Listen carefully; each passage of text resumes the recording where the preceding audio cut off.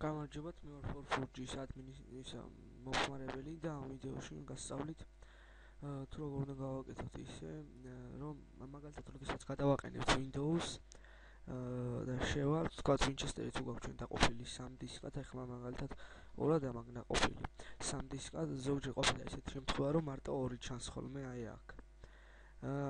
და როგორ უნდა გავასწოროთ, ეგ ამისთვის შევდივართ სამართავ ჩვენს იმ control panel-ში. აი აგერ administrator tools. შემდეგ აქ მივცემთ computer management.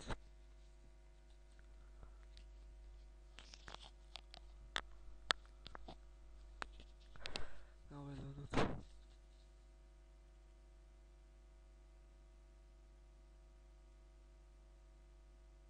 და აქ გადავალთ.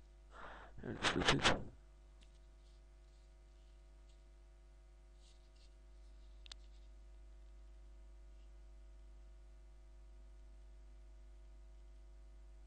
აი აქ storage და თუ ვერ დაინახეთ თავიდან განახებთ storage და აი აქ არის დისკები.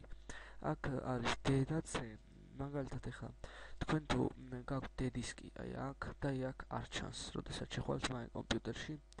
რას ვაკეთებთ ამისთვის? მივთითებთ იმ დისკზე, რომელი დისკიც არ მუშაობს, მივცემთ მარჯვენა კნოპკას, ახლა ჩემი უკვე შექმნილია და აღარ იზავს.